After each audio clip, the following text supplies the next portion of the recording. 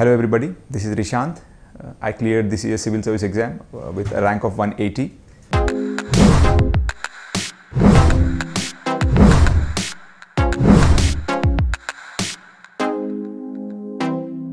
I'm here to talk about my opinion or my approach towards interview, which carries 275 marks, which is substantial weightage.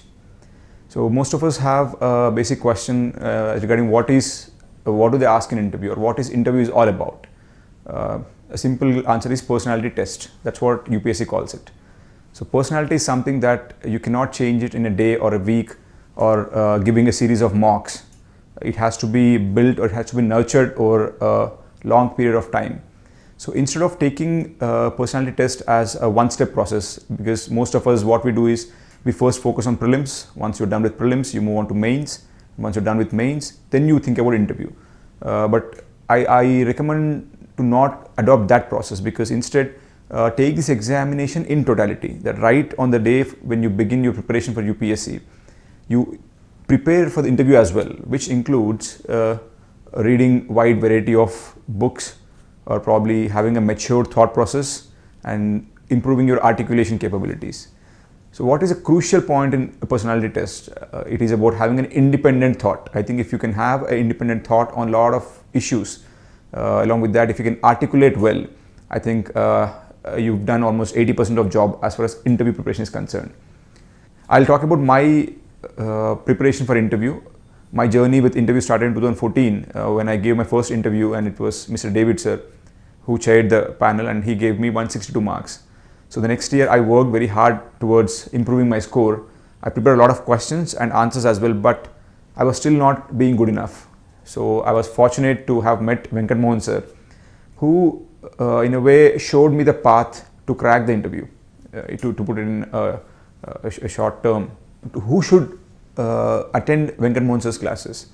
I think primarily who think that they have the potential in them, but the interview panel is not exploring them enough, or they think that they are not being probed enough, or the goodness in them is not coming out.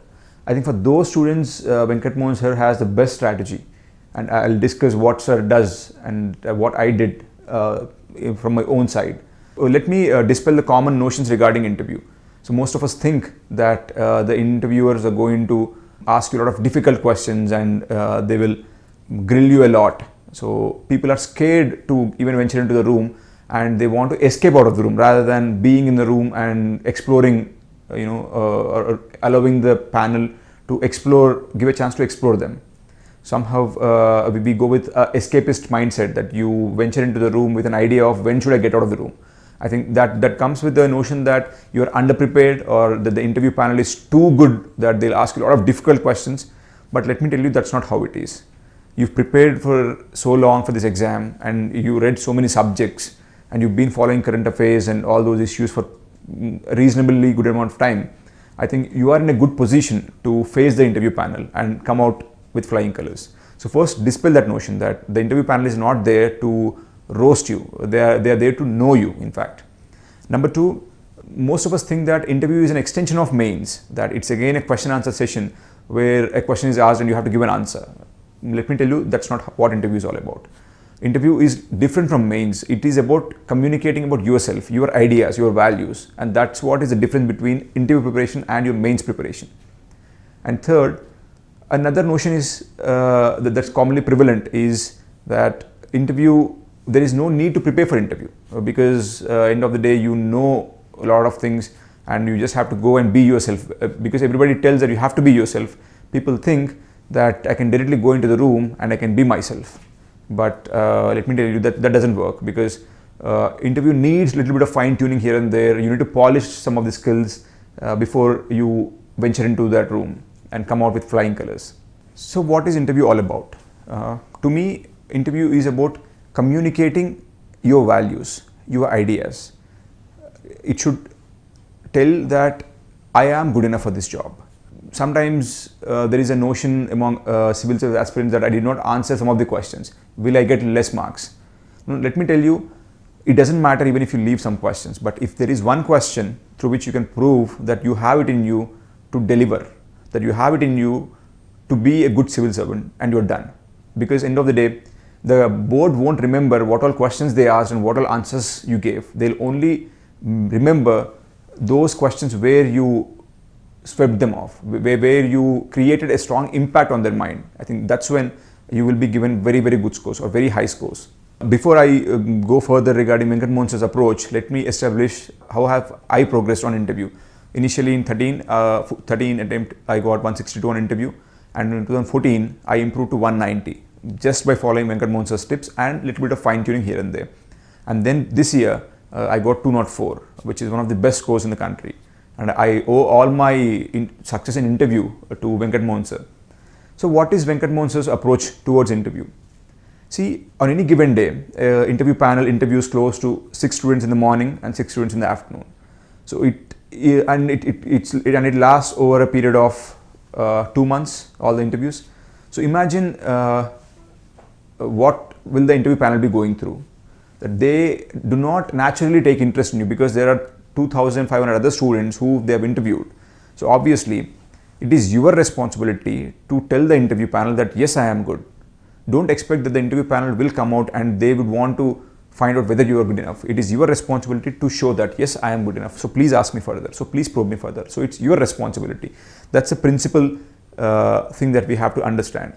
So what does sir do? So sir's basic strategy is this, that you have to first generate interest in the interviewer regarding you. So how do you do that? By giving answers or by giving statements which show your maturity of thought or which are sometimes provocative and which should leave certain loose ends. What is Venkata Mohan sir's approach all about? So it is about first drawing the attention of the interviewer. That is your principal criteria, that the interviewer should at least remember you at the end of the day. When he is about to evaluate you, he should remember you. So you have to generate interest in you. So how do you do it? So for that, one way is to leave certain loose ends whenever you are answering a question, or sometimes passing a provocative answer, deliberately making the interviewer, provoking the interviewer rather to ask you a question. So, and second, it is about communicating yourself. So take the question as an opportunity to communicate about yourself. Don't think about answering the question. Don't think about what would a main answer be for this question. Think about this question as an opportunity to convey about yourself. So the question is all about tell me about yourself, that's all. So use the question to tell about yourself, not regarding giving the right answer or giving the correct article number. All those things will not matter. It's about how far are you communicating about yourself. And 3, using personalized examples or quotes, examples from day-to-day life or probably examples from history. So that way you will make the conversation lively. I think if you can do these 3 things at a time, you should be able to get very good scores in interview. So let me elaborate on each and every step further. So what do I mean by leaving certain provocative answer to a question, or probably leaving loose ends? That's what we usually call, so that the interviewer will be interested in asking you further. Before I venture, I'll tell you my experience regarding how it happened to me. When I met Venkata Mohan sir for the first time, he asked me a simple question. You are a literature student, so tell me, take one poet and tell me what do you like the most about him. So I, being passionate about literature, I spoke about one of the poets, Mr. Bammera Potana, and I spoke a lot about his literary style for almost 5 minutes. He let me go on. I spoke about how his language is, how his literary style is, how he is different from a lot of other poets, and I spoke completely about his book, especially focusing only on the literary aspects. At the end of the discussion, sir said one thing. See, you spoke for 5 minutes and I understood only one thing, that you are passionate about literature. That's all. All these words that you've used doesn't convey anything else except that you are good in literature. But that's not what the interview panel is looking for. You have to communicate through this question, what are your values? And then I rephrased my answer, saying that, sir, yes, Mr. Bammera Potana, who is a poet in the medieval ages, is different from a lot of other poets for the principal reason that he led a life of simplicity. He did not bow before a temporal authority, and he thought literature to be too noble to be given or to be submitted to any king or to praise a king. And third, he led a life of a farmer in a time where there was a lot of attention towards material prosperity. So when I gave this answer, sir quickly recognized that this is how you have to approach.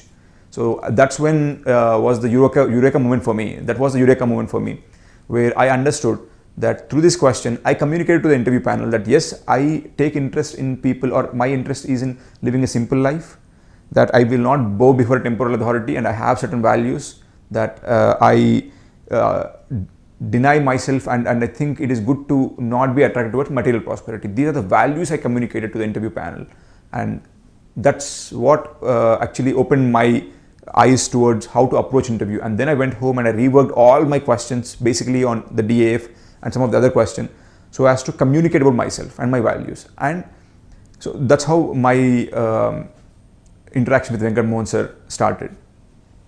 And second, coming to the original question as to how can, what do I mean by giving provocative answers, or leaving loose ends in a question?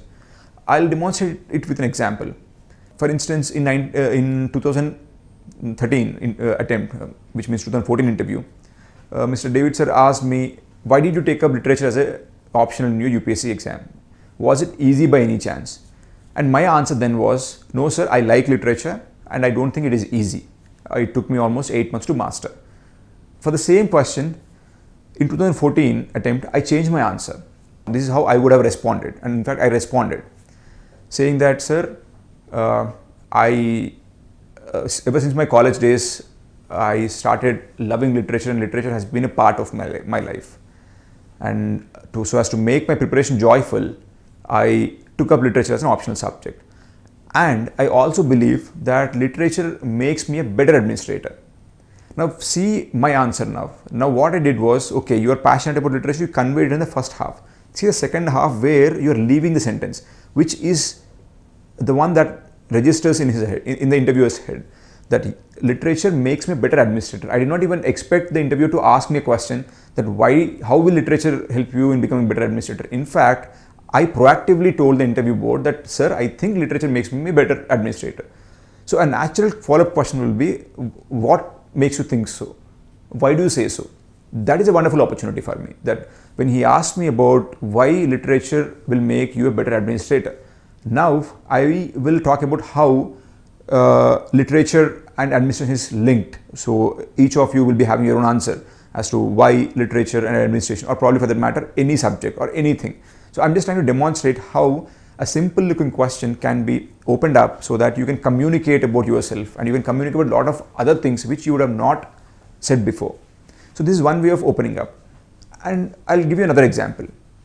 In 2013 attempt, I was asked why civil services, and I gave a standard answer saying that, sir, it provides me a wide platform to serve the people.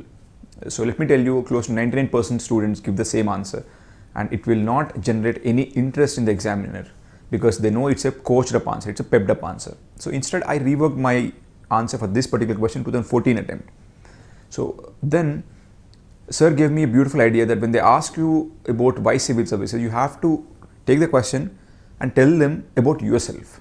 Please tell me about yourself is the actual question, which is couched in words called why civil services. So then I narrated my story, my journey as to how I ended up being a civil service aspirant.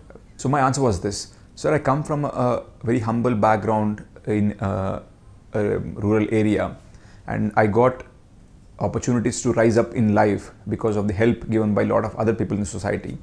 And when I passed out of the college, I thought it was my turn to give it back to society. And I've explored various means of doing that. I worked with non-profit organizations. I also briefly observed closely how politics can be another platform. But I eventually came to a conclusion that civil service is the best way to give back to society. So now you see, this answer tells a lot about yourself, tells a lot about myself, that you come from so and so area. And then this question actually opens up a lot of opportunities for the interviewer to pick up threads. For example, how politics is different from administration, or why haven't you gone to politics, or how is non-profit different from administration, or why haven't you gone there, or how can these three organizations, these three systems work together. So there are a lot of possibilities for the interviewer to ask you further questions on that. So this is what I mean by proactive approach, by leaving loose ends, by giving certain proactive answers, little provocative answers, which will draw the interviewer's attention towards you. So it's about telling your own story to the interviewer essentially. And a second strategy is being critical. So most of us have a notion that we have to speak the language of the government. Whenever we enter into the interview room, we think that we are a representative of the government already, and that we are addressing a press conference, and that we have to praise the government's schemes. And let me tell you, it becomes very boring in the interview room, because sometimes some element of critique makes the discussion interesting. So, but don't deliberately do it, but use it as an opportunity once in a while to again shock the examiner or make them take interest in you. For instance, there was a controversy in 2015 regarding banning of Nirbhaya documentary. So an easy way out in the interview room would have been regarding, yes sir, I think the government did the right thing by banning the Nirbhaya documentary. But a more provocative way or more critical way of looking at this is, sir, I think the government did the wrong thing by banning the documentary. Now this will open up a further question. Why do you think it is wrong? So you're critiquing a particular step by the government, which means you should have a solution to it, which means you have another alternative thought. So that opens up further discussion, and that's what we are focusing on, that you have an independent thought. So how does being critical helps you? Being critical helps you in providing an alternative view compared to the mainstream view that is spoken by a lot of other people. That shows your independent of thought, and it provides you an opportunity to speak, to communicate, to argue with the interview panel. And let me tell you, that leaves an impact. But there is a caveat here, that please don't overdo this, because if you're being too critical, it might come off as if it is a negative, that you are a negative person, that you only look for negatives in everything. Please don't overdo that. See for the right opportunities and then be critical or provoke the examiner. Don't keep on doing it in the entire interview, because that way it might actually turn against yourself. So instead, look for the right questions where you think there's a lot of scope for them to ask questions and for you to give a lot of brilliant answers, and then open it up. It's just like playing cricket, where you need not hit every ball to a boundary. You need to choose the ball, and then if it's in your area, then go for the hit. Similarly, look for the right questions, keep provoking or keep giving proactive answers, keep opening up the question, and then I'm sure the interview panel will definitely pick up some of the questions and you can guide the interview. That's the whole objective of this exercise. And another problem with commonly faced in some of the boards is that they don't ask you difficult questions. They ask you very flat and very simple questions. For instance, regarding what do you think are the problems with Indian agriculture, or what do you think is wrong with Indian politics? So these are fairly very simple questions which any person who has cleared mains would answer very easily.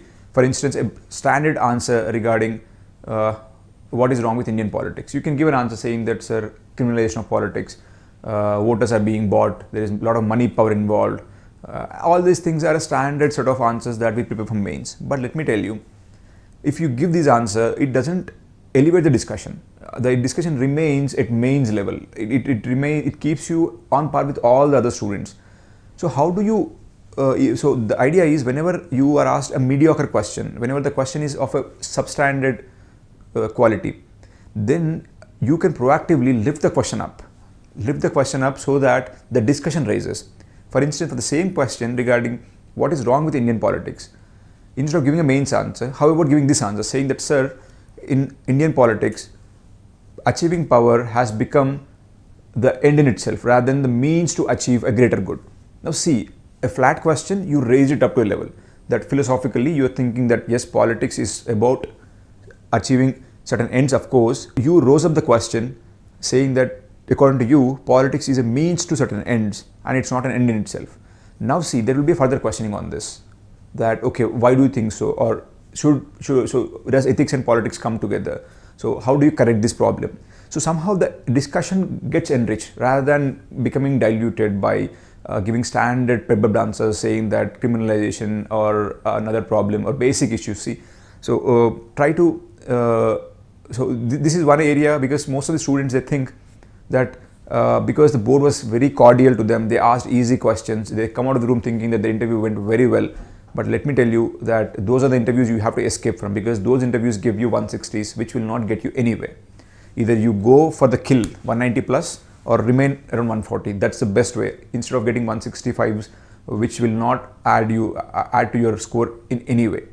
So let me demonstrate with another example as to how a simple looking question can be used to elevate the discussion. For example, one of the commonly asked question is, what is the problem with Indian agriculture? So we all have same set of answers as far as the problems with Indian agriculture is concerned. But if you can give a thesis statement saying that, sir, our approach towards agriculture has been mostly to find short-term fixes, and we have failed to focus on finding long-term solutions to the problem. Now this is provocative enough, and it raises the discussion naturally by making the interviewer ask you a further question. Why do you say so? Or what do you think are the long-term challenges in Indian agriculture? See how you've elevated the question from merely giving an answer to what are the problems with Indian agriculture. Instead, it shows that you have an independent mind, that you have alternative ideas, that you can now that the examiner opened you up regarding the long-term challenges in Indian agriculture. Now you can talk about a lot of other things as well. So that's one way of doing it. So let me caution you that this approach is not suitable for everybody, because principally those who can handle the subsequent questions on the statement that you've passed can handle this well and can end up getting very good scores. But if you are not able to manage that situation, then you will end up getting one of the worst scores. There is extreme possibility happening. And then number two, don't by critical, I've told it earlier as well, but by saying that being critical doesn't mean that you are looking for only negatives in a particular initiative. If there is some positives, yes, appreciate that, but speak about the things that are missing as well. So how do you do it? The point is, use a softer language when you're critiquing one of the major initiatives of the government or some of the major trends in society. Use a softer language. Show your anguish, show your unhappiness in a softer and milder words. Your choice of words are necessary, especially when you are critiquing a particular initiative. Before I end, let me repeat that you need not answer all the questions in an interview, and I would in fact strongly recommend to let go of few questions, because that actually makes the interviewer's ego satisfied, that they could find questions for which you couldn't have an answer.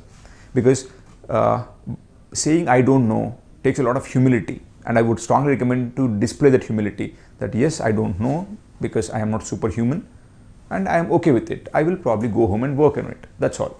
So don't think on answering all the questions, but think about, strongly keep looking for those questions which will give you an opportunity to open up and which will give you an opportunity to express yourself.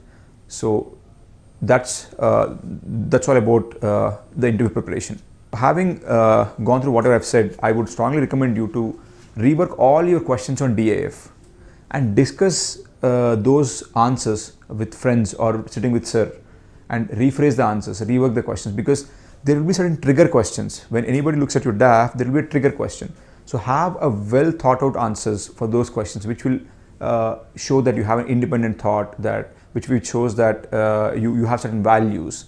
So rework all those questions, work with your friends or form a group or sit with sir, discuss, rephrase, and then present. And that's where I want to end this.